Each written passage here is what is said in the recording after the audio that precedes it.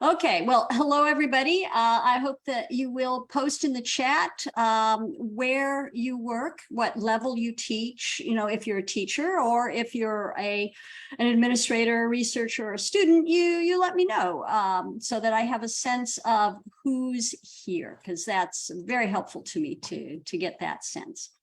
As Mohammed said, I've been teaching a long time.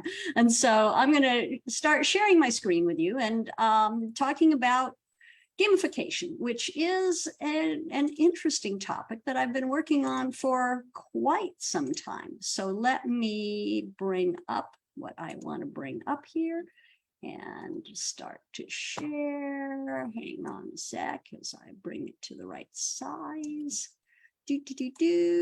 Oh, Zoom has gotten so interesting these days with all sorts of options. Okay, so let's share. And hopefully you can now see my screen.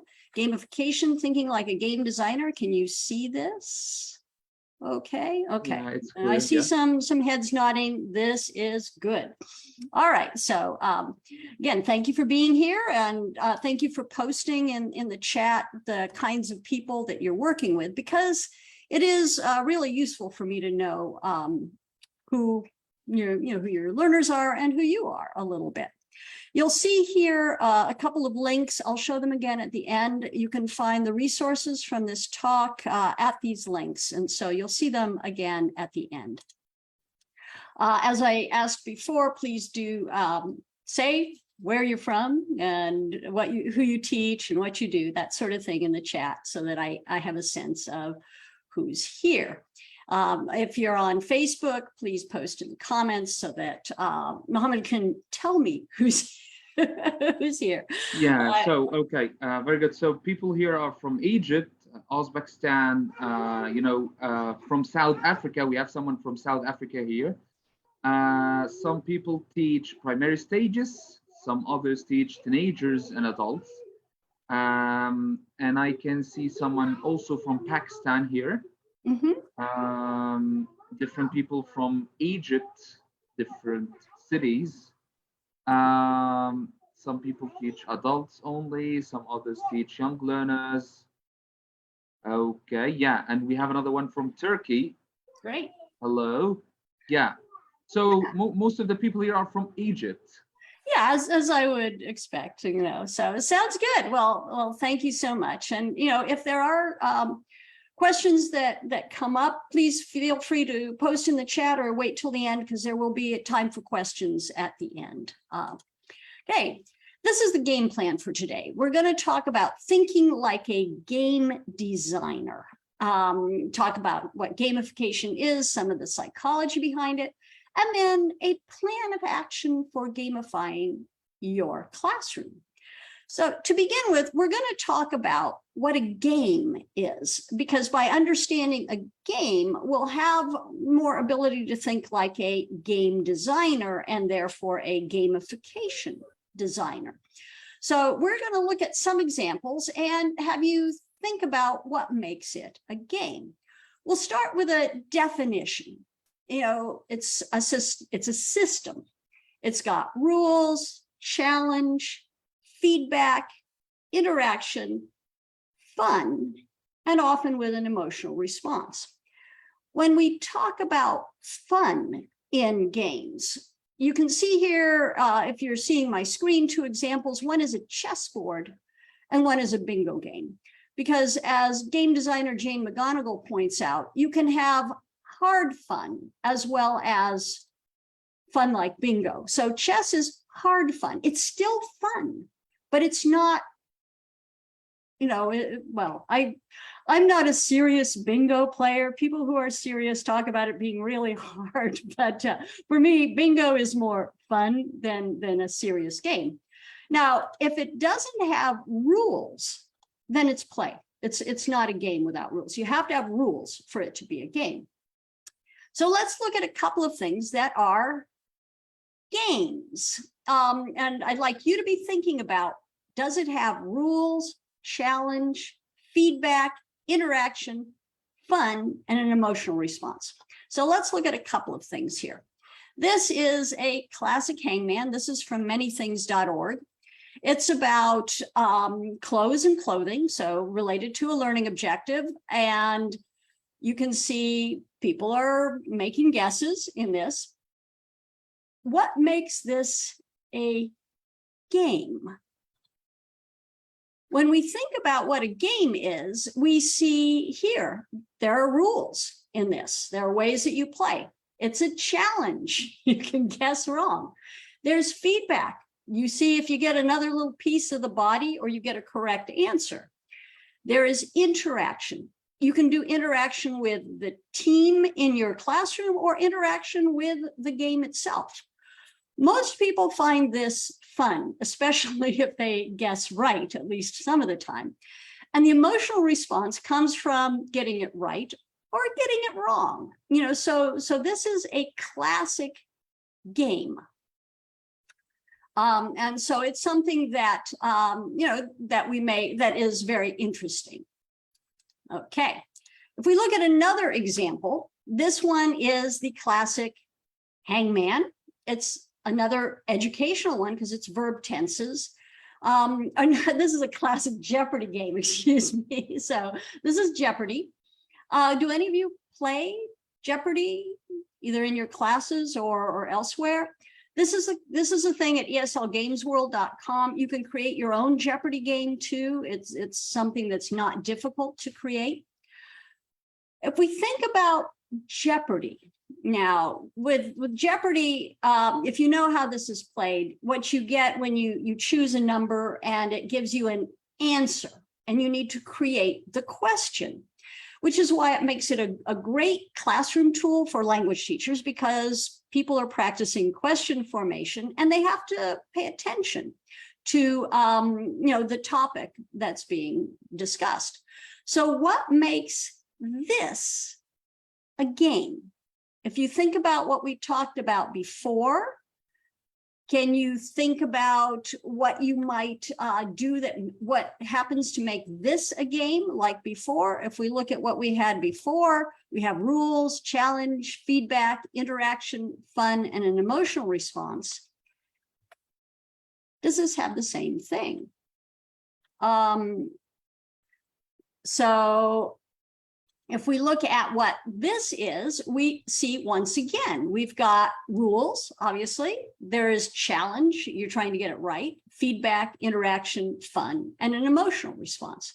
So this again has that same feature of a game, because it is a game. I'll give you two more examples here. These are not exactly games, but they are sort of game-like. So a spelling bee where participants work in teams, and a writing contest where the winning entry is published. If we're thinking about games here, and we're thinking about, what makes this a game, well, once again, we're seeing rules. We're seeing challenge, especially if you're, trying to do it well. There is feedback. You get the word right or wrong. You get your discussion of your writing from the teacher, or you're winning or losing. The emotional response is going to be much more in the spelling bee. If you've done a spelling bee where people are in teams and they try to spell words correctly to win the spelling bee, there is a strong emotional response when you win, when you lose. This is hard fun. This is something that is not, just playing around with a game. This is something that is challenging. And a lot of what we do in the classroom is hard fun. So these are all things that are, that we do in our classrooms that are games or can be game-like. And I'm going to talk later about how we actually gamify these. But first, we're going to talk about thinking like a game designer. What are the things that game designers think about? Well, MDA, mechanics, dynamics, and affect, are a big part of game design. And game design, a lot of game design is about motivation. What gets people, what makes it a game, what makes it motivating as a game. The mechanics are the elements that make it a game. The dynamics are what the players do in the game. And the affect is how they feel about the game. If we think about our classrooms and lesson planning, we do this as well. We have the mechanics, the activities that we're going to do. We have the dynamics, how we expect our learners, what we expect our learners to do with the mechanics. And we have the affect, how we hope they feel about it. And we hope they feel good about it, because then it's going to be motivating and it will work.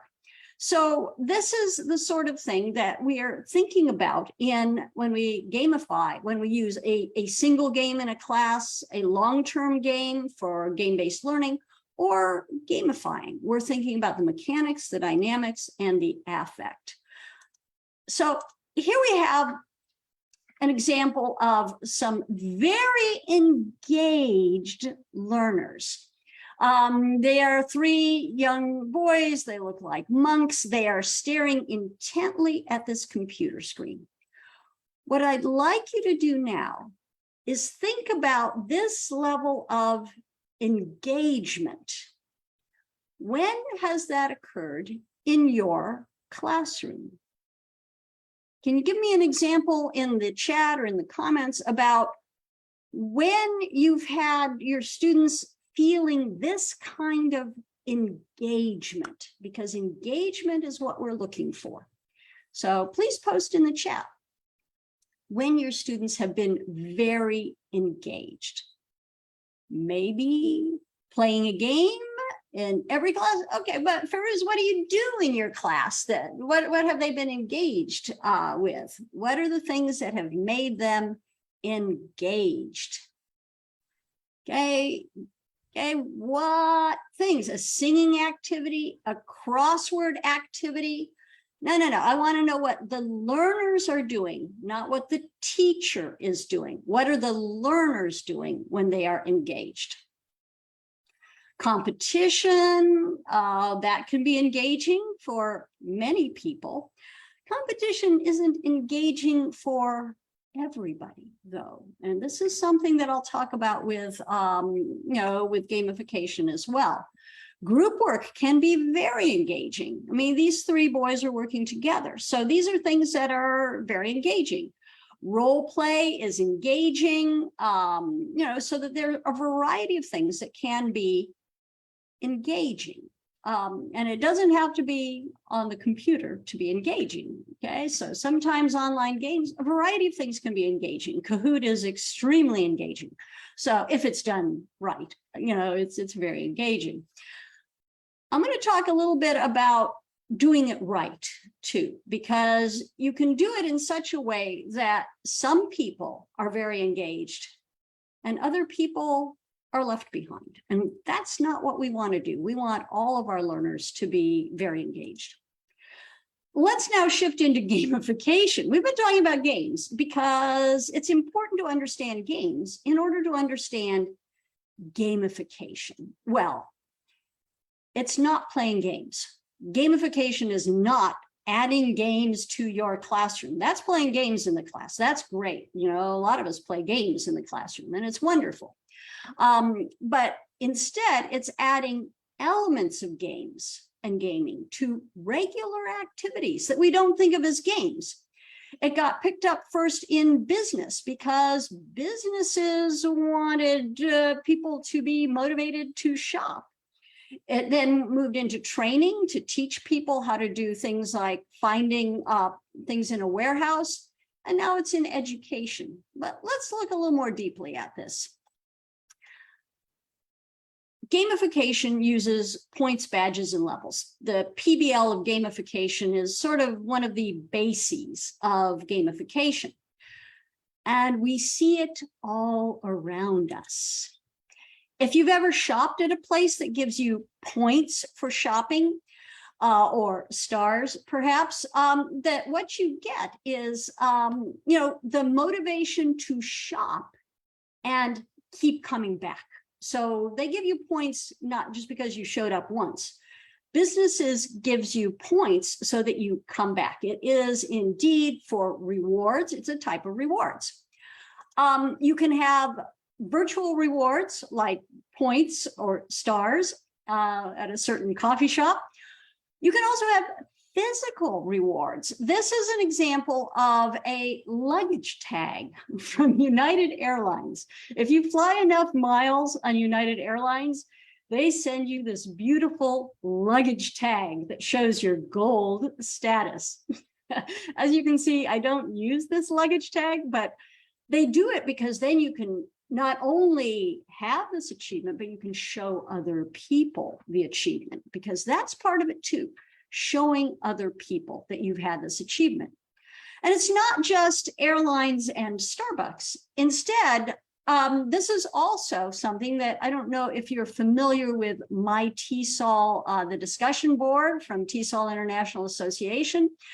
You can get badges on My TESOL for posting. If you post a little bit, you get a bronze, more, you get a silver, go on, you get a gold. So they are, again, virtual badges, but they show up on your profile. So it shows, oh, I contribute a lot. Why do they do this? Well, it's because it motivates and it works. Because if any of you get points, you'll see, you keep going back. I keep going to Starbucks, even though I don't necessarily love the coffee horrendously, but it's a great place to be. Now, in education, the pieces of gamification in education, of course, you're using game-based mechanics, the aesthetics, the atmosphere of a game, and game thinking like a game player to engage people, motivate action, promote learning, and solve problems. This is from CAP's Gamification in Education, which is a great resource if you are interested in getting more deeply involved with gamification. So it uses all these things. You remember the MDA, the mechanics, the dynamics is what people do. The affect gets into aesthetics and game thinking. But you also have a deeper psychological reason. I mean, there are many reasons to try it. And one of them is psychological. A lot of the research on gamification has talked about psychology with self-determination theory by Deci and Ryan, which they say that there are 3 elements in any activity, especially education, that will move people from extrinsic motivation by external rewards, to intrinsic motivation, the desire to learn for its own sake, for the desire to learn. They are autonomy, the sense that you can make choices; competence, the sense that you can succeed; and relatedness, that you are connected to other people. So this is a very important thing when we're thinking about how do we really build motivation and engagement. We want autonomy, competence, and relatedness. We want these 3 elements. And so this is something that sometimes when you do competition, sometimes that builds relatedness, but with some people, it breaks relatedness. So it's something to think about. You need these 3 things. And then an important point for us as teachers, cognitive evaluation theory looked at why it doesn't always work. And it doesn't always work when the rewards are seen to be controlling. They aren't rewards for what you do. They are rewards that control your behavior. You lose autonomy when the rewards are given as a means of control. And so it's something to think about, that positive feedback, saying great job is wonderful when it's authentic. When we say great job and it's not a great job, and the learner knows it's not a great job, it doesn't work. It often is demotivating. And so this is why, when we're thinking about gamification, we think about the mechanics, we think about the reward system. The reward system has to be seen as authentic. You're getting rewards for actually doing things, not just for, sort of being there. Okay. Whoops. Another reason, that we want to use gamification is because our students game. I mean, game is now a verb. It didn't used to be a verb. Now it is a verb because people game online, they game at home, they game outside, they game inside, they game. And if we do it well, we help students achieve their learning outcomes to begin with, and it will move them from extrinsic to intrinsic motivation, this idea of autonomy, competence, and relatedness, this intrinsic motivation. The other thing is that you're always moving up when you're playing a game. And I'll talk more about that in a minute. And it can be a technique for motivating in large classes as well. So I have a lot of reasons to do this. I'm going to show you a short video that will give you a sense of what it was that got me started with gamification. And this is, I'm just going to show you a clip of this video. At the end, you'll see a link to a place where you can find the resource list and where you'll see this link. So let me go over here now and let me stop share so I can make sure I have the audio on. And share sound, portion of screen, share, let's go back. Okay. All right, and let me know if you cannot hear this, please. Okay, so that's discussion about how we can make education, the foundation of our future, more engaging. Our first topic, grading. Right now, we're using a grading system that is essentially demotivational and sets up a reinforcing feedback loop for failure. Today's students first walk into a classroom or approach new assignments thinking of themselves as having an A+, at least subconsciously, and from there, with every mistake, there's nowhere to go but down. We need to recontextualize grading. In games, we've learned that progress encourages progress, and the human desire for efficiency is a far stronger motivator than the fear of falling further from one's goal. To this end, if you simply make all assignments worth points, let's call them experience for a lark, have all students start at 0 XP, and always gain points as they go, continuously progressing towards clear and tangible levels, each with their own benefits. Each assignment and each test feels rewarding rather than disheartening. It's more fun to gain stuff than to lose it. Additionally, this methodology never leaves a student at a point where they feel like they should just give up.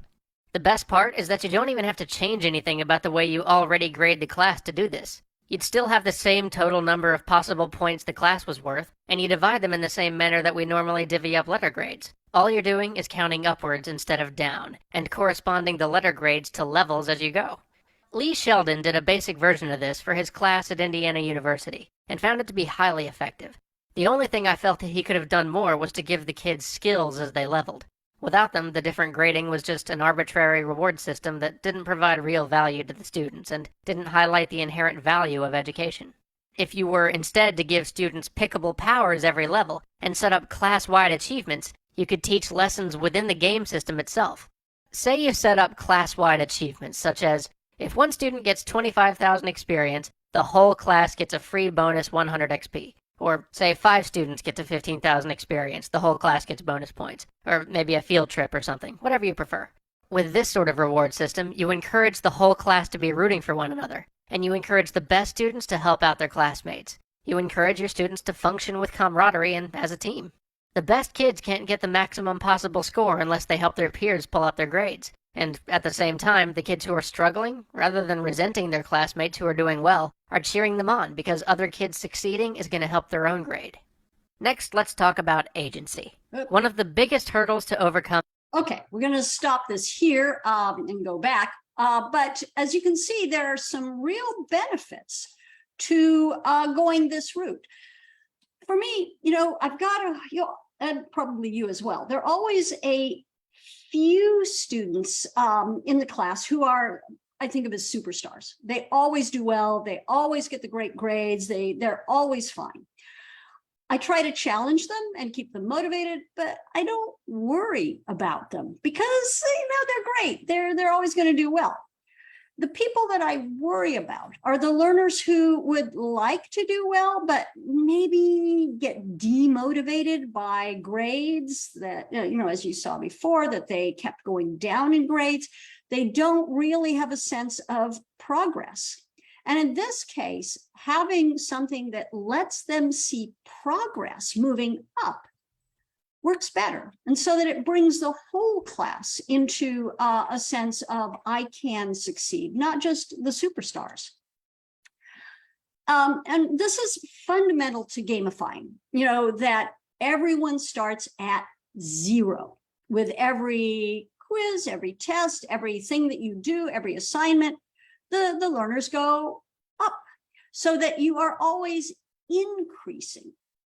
And if you have learners who are falling far behind, those are the people you give extra opportunities to make up points to. You don't have to give them to your superstars, even though they want maximum points. If they can get 120%, they're happy. Well, I'm not going to do extra grading so somebody can get 120%, but I will do extra work so that the people who would like to do well can move from maybe a D to a C or a B, because then their success means that they are able to continue succeeding. They're feeling like they can do it. They have that sense of competence that's so essential to intrinsic motivation. So here's our fundamental question. How do you create a game world in your classroom that makes your classroom feel like a game space for learning? It's not about using games. It's about the feeling, the aesthetic, and the thinking of a game space. Well, we have a bunch of stuff that we already do. I mean, we do onboarding. We help students get started, starting slowly. We try to give people a sense of progress. We've got team play and competition. There's often a challenge, feedback, sometimes fun as the game mechanics we already use.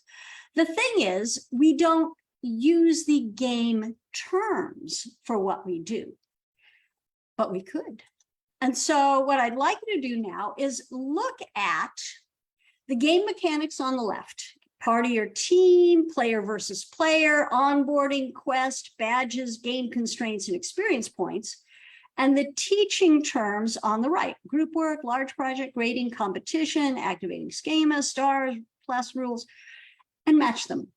So go ahead and mark, write down on a piece of paper and then post in the chat.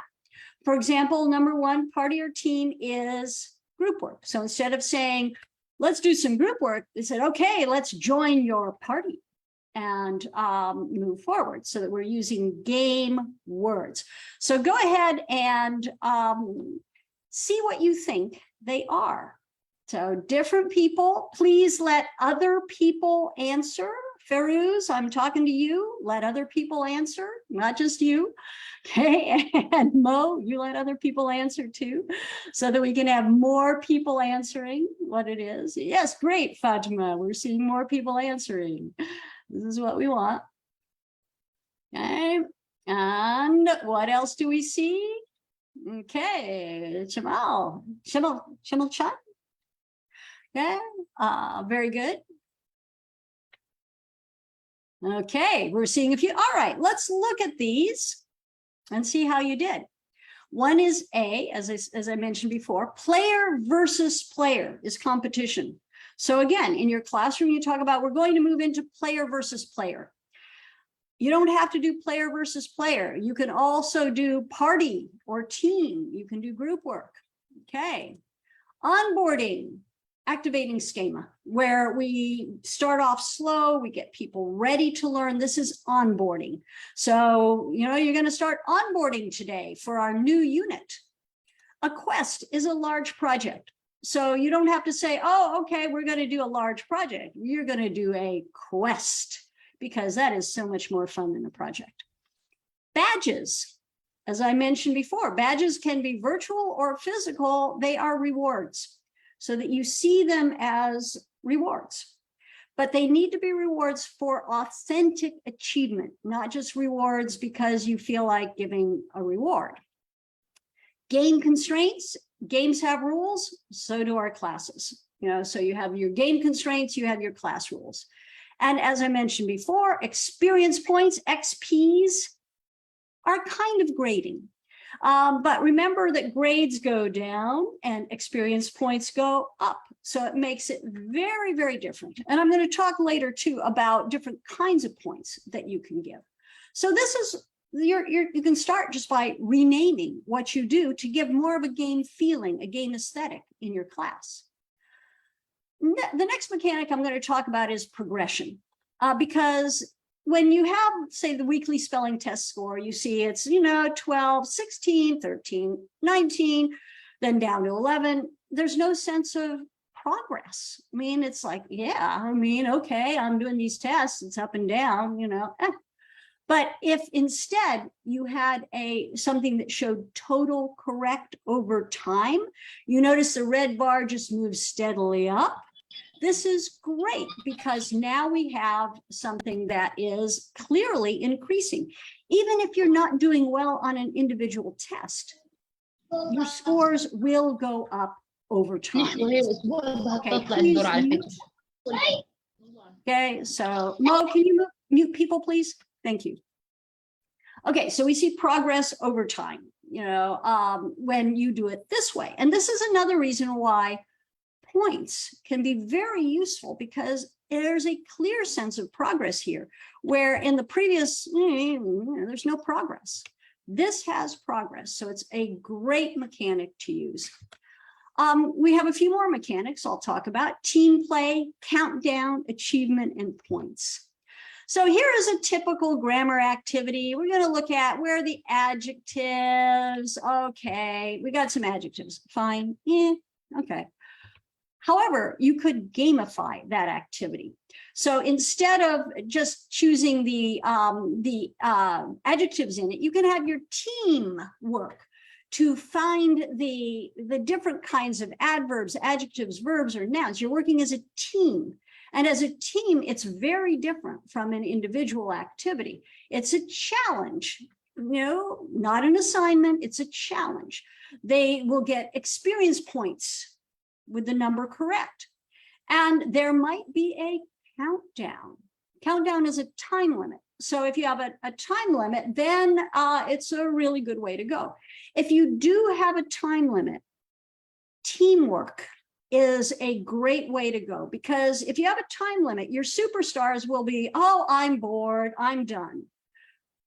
Your struggling learners will not be anywhere close to done. But with a team, they can be learning from their more skilled peers and be able to get better, even if they are not the first to answer. So it's a really good way to go if you're going to have things where you've got differentiated instruction in your class. You have different skills and levels.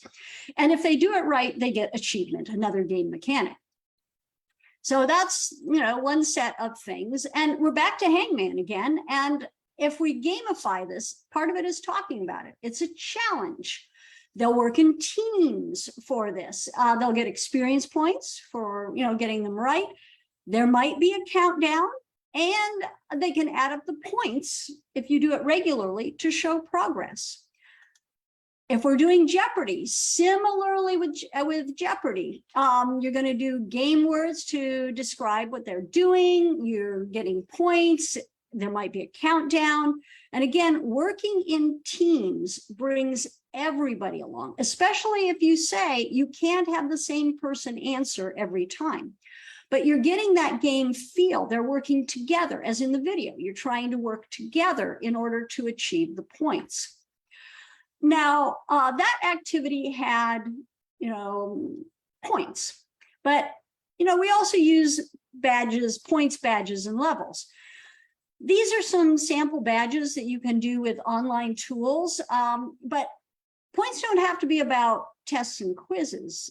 They can be about other things as well. And you can have badges as well as points related to other activities.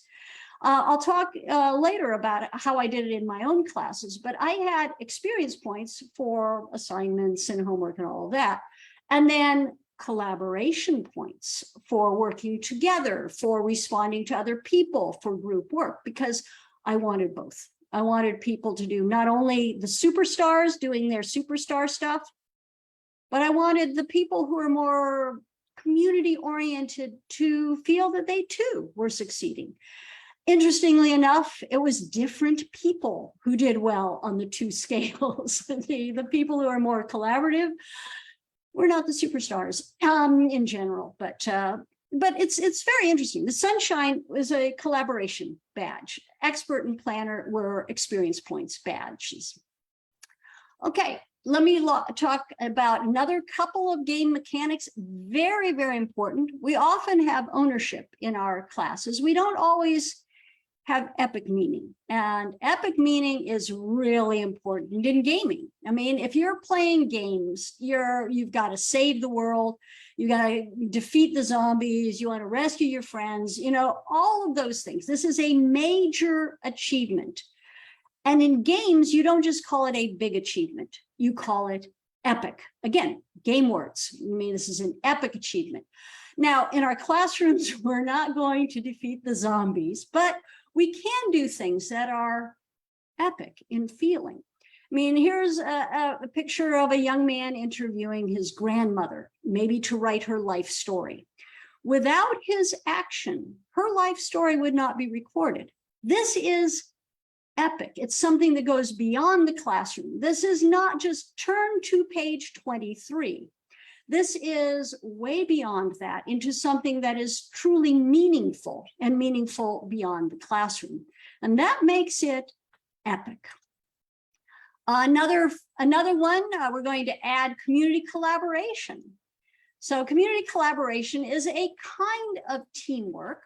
If you do a presentation about a favorite vacation, you got points. Community collaboration comes in if perhaps you have other people who will review your presentation, who will maybe help you design it, who will work with you in order to improve your presentation. They listen to your first draft, they give you feedback. You have ownership if, as the presenter, you're bringing in your own images, you're doing things related to your family. This is ownership. And we can do a lot of ownership with images that our learners can bring. They can, you know, if you have older learners, they've got phones, they can bring images on their phones. But, you know, any age can bring things that are theirs, that they're talking about, for that sense of ownership. Progression, you can record how many minutes people are speaking, and you have that sense of progression. Look at how many minutes you've spoken. Isn't that great? And then if it's shared publicly, it becomes epic. If you record and share, or in some other way, you're sharing their oral presentation, anything that goes outside the classroom becomes epic. Back again, the spelling bee. Here, participants are working in teams. And again, you get that community collaboration, you get the teamwork, you get, if your learners suggest words, they have ownership. It's a great way to go if they are suggesting words for your spelling bees. You don't have to use all their words, but if you use any of their words, this is a great joy. And if you use the words from your weaker students, this says something to them, that they are valued, that they're, you know, they're giving us good stuff. And so, and also a writing contest. Again, you can have community collaboration with peer evaluation and feedback, and perhaps the winning entry is published. But you can also do a class newsletter where everybody gets published virtually or physically, and that becomes epic for everyone. My final example is project-based learning. I'm hoping that some of you do project-based learning in your class. Project-based learning is perfect for gamification. You've got teams, you've got ownership, you've got large projects, quests that are broken into levels. They go outside the classroom with epic meaning. You can get points. Great. It's a great way to go. All right, we've talked about a lot of game mechanics, a lot of ways of thinking like a game designer. Now, let's plan to do it. There are 5 planning steps that I'm going to talk about: decision-making, challenges and quests, points, plan rewards, and rename. So let's look at each of these in turn. Your first step is to decide, do you want to do a part of the course or the whole course? You can start with a skill area or a project-based learning, but it has to be consistent. You can't just say, okay, today we're going to gamify, and not tomorrow and never again. It has to be consistent. And if you're going to do the whole course, you need to plan ahead. even if you're doing part of the course, you need to plan ahead because it has to be consistent. So you're going to start by deciding. Next, you're going to set your challenges and quests, your tasks, challenges, and quests. So the learning outcomes you're going to think about first, you look at your syllabus.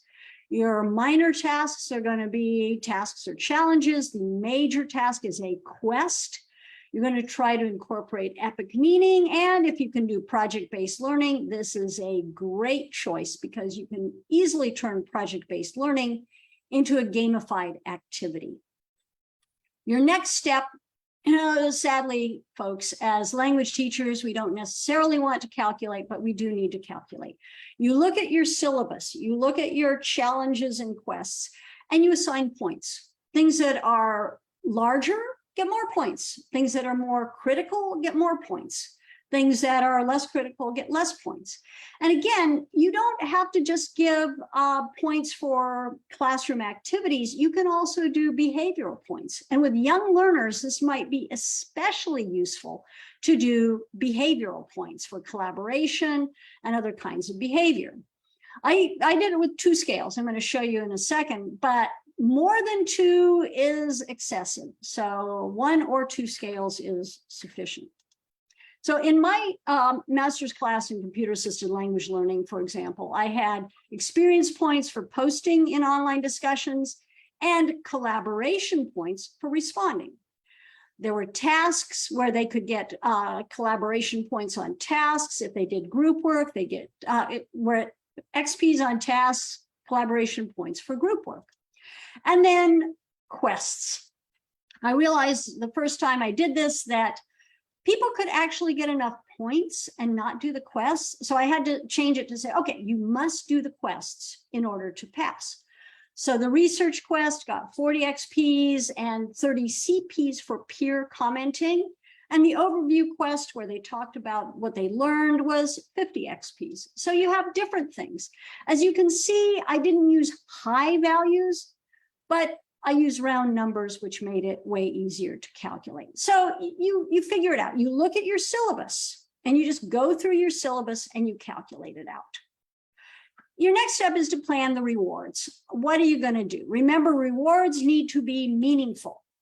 So you can have levels where you can do levels by points. You can do textbook units as levels. You can do skills as levels, but there needs to be this sense of progression. It's getting harder as you're going up in levels, or you've learned more as you're going up in levels. And then badges.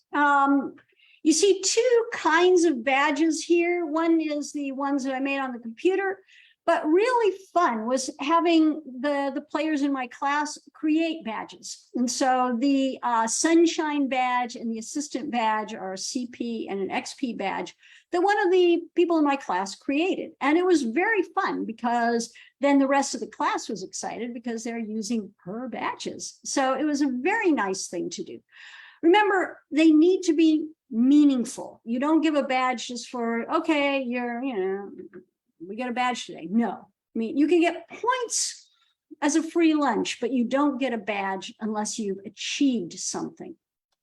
And then finally, you're going to rename. You're going to go through and you don't talk about assignments. You're going to talk about challenges. Your learners are not students. Your learners become players. Because if you're a player, you are active and they come to your gamified class, they are players in your class. The sense of activity is so much stronger. So we're going to use game language with every part of our gamified class. And that's actually the easiest piece to do. After you've planned, then you create the environment. You're going to look at how things work. With young learners, you really don't need to explain much. Young learners aren't used to school. They just say, okay, this is sort of fun. It's okay. With your teens and adults, they know how school works. And this is not how school works. You start at 0 and go up. This is new. You explain the types of points, you explain the badges, and you explain that points do convert into grades, but that there are ways to make up so you can gain points if you're falling behind in order to achieve your desired grade.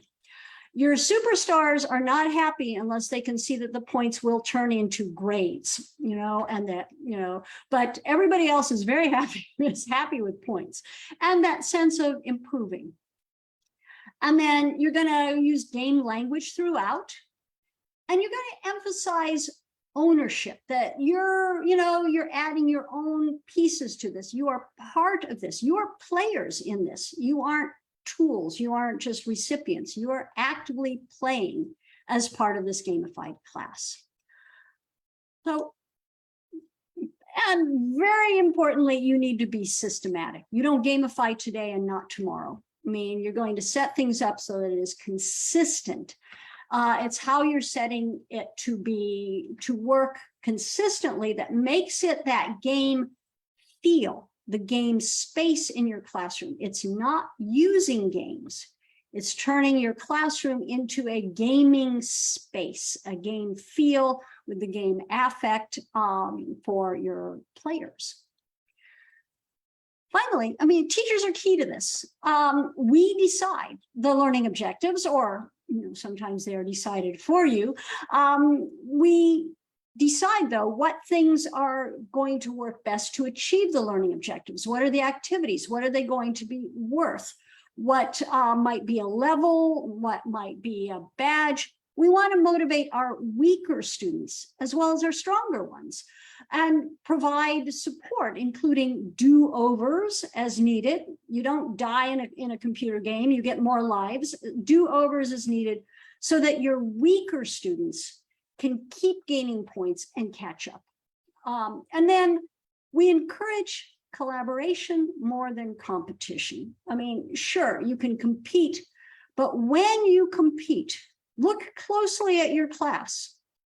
Some people are not going to be as happy as other people. The winners are always happy. The losers may smile, but they are not happy. When you're working in teams, it works a lot better because then everyone can feel like they are successful. Very different from a competitive one winner environment. And we also offer epic meaning by giving learners a chance to build something bigger, to go outside the classroom, to be a more important activity than a page in a workbook. So when you're thinking about this, think about creating a world for your students, where this world of learning, where they are active players and creators. This is very different. And as we look at our use of games and gamification, our task is to turn this learning environment to add this different aesthetic so that it turns our passive learners into active players, that you're doing things for challenge and fun. This is game thinking rather than, okay, another day in class, what are we doing today? So our role is to do this, to establish the learning environment that's motivating, engaging, and linguistically rich. And we build intrinsic learning into it by making meaningful sense of progression and moving forward with game playing in your game world, in your classroom. So game on. At this point, you can type in the chat what you think about gamifying. So what do you think? Where are you now? Are you ready? A, will you try a few things? Maybe. B, will you think about it? C, or it doesn't work for me. Thank you. D. Okay, so what do you think? This is your chance to post in the chat. Okay, gaming on. Okay. So trying a few things. Excellent. Looking good. Looking good. All right. Very, very nice. Hopefully you will. And this is where you can find more information, the resources for this talk, including a worksheet that will help you gamify your class or your segment of a class. So you can scan the QR code or type the tiny URL into the chat. So let me see if I can get to the chat from somewhere. Where am I? Oh, my cursor has disappeared. Okay, so where you want to go is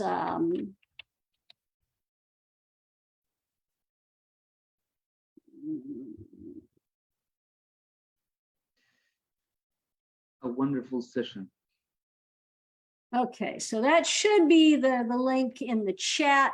You can also go to my website, which is Deborah Healey. Let me put it in the chat. If I can type it. Yeah. Okay. You can find the links to all of these on my website as well. The gamification website has a lot of resources. The QR code and the tiny URL one for this talk.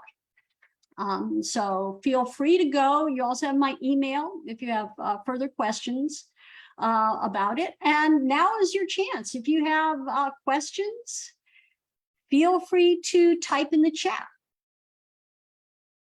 Okay, so there were some questions in the chat box. Great. Yeah, the first one is, okay, so someone was asking about the early finishers. Mm-hmm. Yeah. Yeah. Well, what you Yeah, do with what should we do? What should we do with high flyer students who know everything? Yeah, I think for them, this is where you have a couple of approaches. One approach is to make them a team leader, but who has to encourage other people to do the answers, to come up with the answers. The other approach is to have extra stuff for them to do, which is what I normally do in my classroom. I mean, they're always finish early. I always have an extra thing that they can do. So something more, something else. So this is something that would that works, well for everybody. But with your top people who are finished early, you still have to have other things for them to do, just like you do in a normal class. I mean, you have to have more for them to do, unless you put them in some sort of leadership role within a team. But you have to make sure that they don't do everything for their team. So you can do this with any level of learner. I mean, you can do it with young learners, you can do it with advanced learners. Like I said before, if you're working with young learners, you don't have to explain much, it's just fun. But if you're working with, older, teens, adults, etc., you do need to explain why you're doing it and build into their sense of being gamers that we're doing this because we're all gamers here. And so let's be gamers. And if you do have collaboration points as well as experience points, your superstars, your high flyers are going to do really well on the experience points and not so well on the collaboration points. And so if you give them this opportunity to help others, they can gain collaboration points, which is good for them. And so they can see it as, oh, it's good for me if I help other people, because then I get the necessary collaboration points to get the grade that I want. Because you don't get an A if you're fully experience points and 0 collaboration points, not in my class. You have to be up there in collaboration points in order to get an A in the class. And the superstars learn that. It's like, oh, okay, I got to help other people. And they will. Yeah, yeah. More questions? Okay. There's another question. Okay, Firuz. Yeah, you can speak. Yes. Am I audible? Yes. Well, thank you. Ask a question, please. Don't give them an explanation. Yeah. Thank you. Thank you for your insightful presentation. I loved it.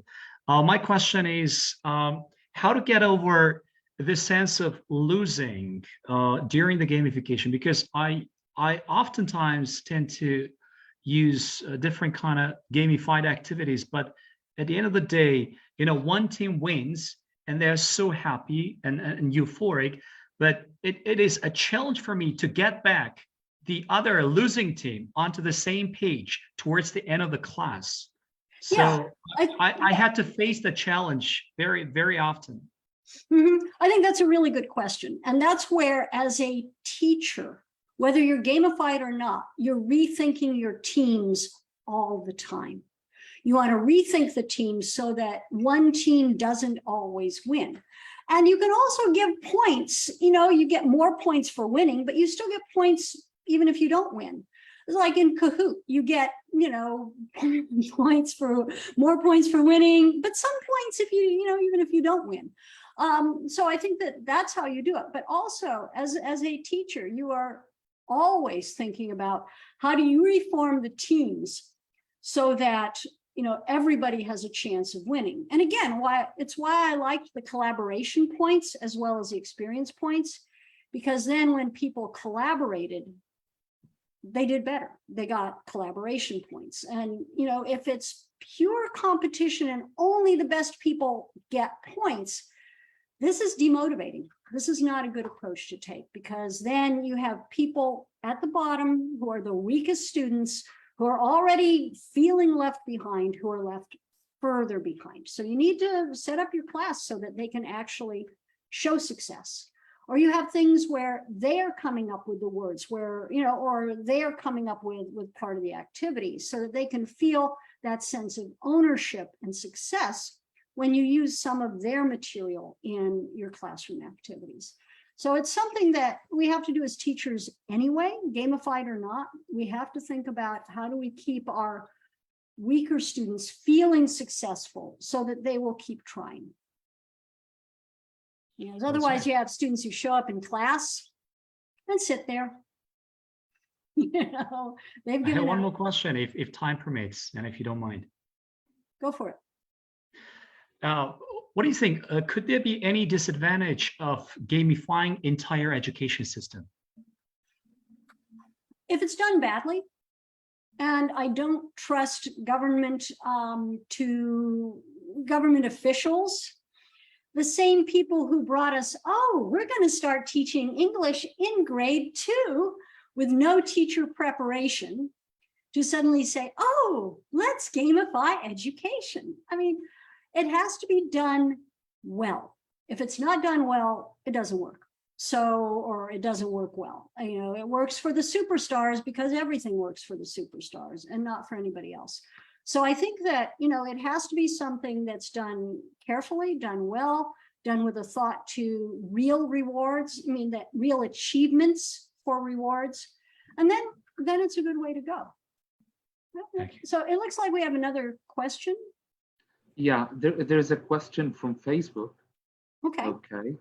Well, someone says, how can we involve the 4 skills in gamification method in a summary? Is it possible to have blended learning using the most famous games that all students play every day? Okay, you can play games. Playing games is not gamification. It's a different talk. Okay, I can talk about playing games in the classroom. But, blended learning where people are playing games, sure. If you want to play Wordle or Words with Friends or other stuff, that's fun. But that's playing games. That's not gamification. And certainly, if you're in a blended classroom, it's a great way to go to play something like Words with Friends where everybody can play, or things where they're working together on stuff. Eduling Speak is something that a friend of mine is developing, and it's designed for people to work together over the internet on oral proficiency. So there are a variety of things that you can do. Yeah. Okay, so one last question from here, okay, and then we can end this webinar. Okay. Sounds good. Okay, if you don't mind. Okay, so Ms. Marwa, yeah, I'm gonna allow you to unmute yourself. Just a second. Okay, I'm unmuted now, sir. Okay, Yeah, doctor, yeah. Thank you so much for the wonderful presentation. Gamification is really a very crucial topic of today's world. I just want you to ask you if gamification, or over gamification, does it have some disadvantages in the teaching learning process? If the teacher keeps using them all the time, does it deviate the learners from the ultimate goal of the learning itself, of the language inside the classroom? So should it be restricted or limited according to your viewpoint? How do you see that? Thank you. Okay, I think that's a really good question. Part of what you're doing with gamification is turning your classroom into a learning environment. if your point is to encourage learning, your rewards are based on learning achievements or collaborative achievements, then you're building an environment of learning in the classroom. It's not, it's not like playing games. This is the environment for learning as your goal, which is why everything is built on your learning objectives. Your points are based on your learning objectives, the challenges, the quests, they're all based on your learning objectives. And so you are doing what you do in your, with class. You've got the same materials, the same activities, but you're calling them something different. And you're allowing your weaker students to feel successful by not starting with A, they like the video says, they walk into class thinking they've got an A. Every test, every quiz, every piece of homework, they see their 100% drop to 90, 80, 70%. Your weaker students are the ones who definitely benefit from this. Now, if you have a whole class of superstars, I have never had a whole class of superstars. I've always had a range of proficiency in my class. But if you happen to have a whole class where everybody's a superstar, you don't need gamification. They're already motivated. They're already doing everything they need to do. But if you're like me, you've got this range of people in your class, some of whom are highly motivated and some of whom are not motivated. So that's why I like gamification, because it really does bring along the people who are less motivated and allow them to feel successful. And oh yes, Portland in 2023, a final pitch for TESOL 2023 in Portland. I think it's also going to be a virtual hybrid, but I'm not sure if it's going to be hybrid as well. But if you're in Portland, definitely come see me. I'm one of the local co-chairs. I will be all over the conference, running around doing the fun stuff for the convention. I don't choose any of the sessions. We only do the fun stuff in the local team. So I'm really looking forward to it. Portland, Oregon, 2023.